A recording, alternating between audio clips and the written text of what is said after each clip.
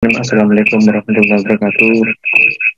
Yang terhormat kepada Ibu Septi Holisah Umami SM.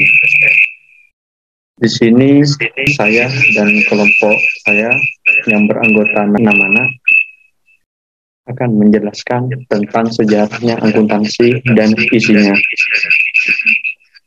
Oke, kita mulai. Bisa dimulai dari anggota saya, dipersilahkan. Sejarah perkembangan akuntansi. Akuntansi dimulai diterapkan di Indonesia tahun 1642, tetapi ada bukti yang jelas terdapat di pembukuan Aimfon Sosialet yang terdiri di Jakarta, Indonesia sejak tahun 1747. Lalu akuntansi di Indonesia terus berkembang sejak Undang-Undang Tanam Paksa dihapuskan pada tahun 1870. Yang kedua, pengertian akuntansi. Akuntansi merupakan sebuah informasi yang menjelaskan kondisi keuangan perusahaan kepada pihak yang membutuhkan laporan tersebut untuk segala jenis kegiatan dan juga untuk menentukan keputusan. 4. Pekerjaan akuntan. Tugas seorang akuntan. Akuntan membuat catatan keuangan suatu perusahaan. Akuntan dapat bekerja untuk pemerintah, perusahaan, atau organisasi. Akuntan menyiapkan laporan keuangan seperti perpajakan dan memastikan pajak dibayarkan tepat waktu. Terima kasih. Selanjutnya. Oke, terima kasih Mbak Hani. Selanjutnya saya akan menjelaskan materi 5 dan 6, yaitu pemakaian informasi akuntansi. Ada dua jenis pemakaian informasi akuntansi, yaitu internal dan eksternal. Penggunaan internal adalah pemakaian informasi akuntansi yang biasanya menggunakan campuran informasi manajemen dan akuntansi keuangan, seperti manajer dan pemilik atau owner. Sedangkan pemakaian informasi akuntansi eksternal, yaitu biasanya hanya menggunakan informasi akuntansi keuangan, seperti pelanggan, investor, kreditor, dan lain sebagainya. Materi yang keenam adalah konsep dasar dalam penyusunan laporan keuangan. Ada beberapa konsep dasar penyusunan laporan keuangan.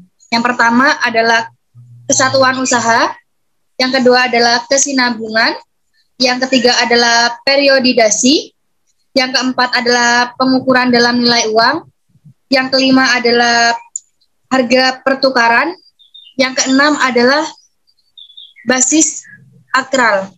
Selanjutnya akan dijelaskan oleh kelompok saya yang selanjutnya. Terima kasih.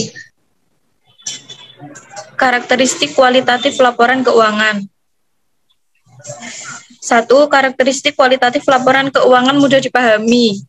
Yang kedua, karakteristik kualitatif laporan keuangan relevansi. Yang ketiga, materialitas. Yang keempat, keandalan. Dan yang kelima, dapat diperbandingkan. Laporan keuangan dan unsur-unsurnya.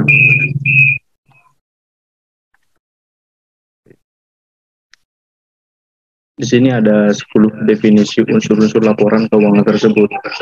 Yang pertama itu ada investasi, ekuitas, pendapat, aset, kewajiban, keuntungan, kerugian, distribusi, laba komprehensif, dan beban. Jenis-jenis dan bentuk perusahaan itu ada 6. Pertama ada perseorangan, ada CV, ada PT, koperasi, firma, dan persero. Oke, selanjutnya bisa diteruskan oleh anggota tim saya. 10. Organisasi penyusunan IFRS.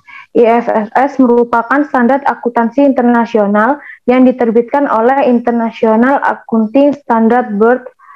Organisasi IFRS disusun oleh 4 organisasi utama dunia, yaitu yang pertama, Badan Standar Akuntansi Internasional, yang kedua, Komisi Masyarakat Eropa, yang ketiga, Organisasi Internasional Pasar Modal, yang keempat, Federasi Akuntansi Internasional. Selanjutnya, materi yang ke-11. Yang ke-11, adopsi IFRS dan kendalanya. Usaha untuk menjadikan International Financial Reporting Standard menjadi Global Accounting Standard menghadapi berbagai kendala. Terdapat 3 kendala dalam adopsi IFRS, yaitu yang pertama, kurang siapnya infrastruktur seperti DSAK sebagai Financial Accounting Standard Setter. Yang kedua, kondisi perundang-undangan yang belum tentu sinkron dengan IFRS. Yang ketiga, kurang siapnya SDM dan dunia pendidikan. Selanjutnya dijelaskan oleh anggota kelompok saya. Nomor 12 yaitu kerangka dasar penyajian laporan keuangan berdasarkan IFRS. Secara umum, kerangka dasar dibagi menjadi 3 tingkatan level, yaitu level pertama, pengungkapan secara penuh dalam laporan keuangan. Yang level kedua yaitu kualitatif karakteristik, terdiri dari relevan, reliability, comparability, understandability, dan elemen of financial statement. Yang level ketiga yaitu assumption, terdiri dari accrual basis, going concern, contrast, timelines, dan benefit versus cost. Lanjut. Yang ke-13, kompleksitas pelaporan aset tetap, kompleksitas laporan keuangan, penggabungan usaha, dan laporan keuangan konsolidasi.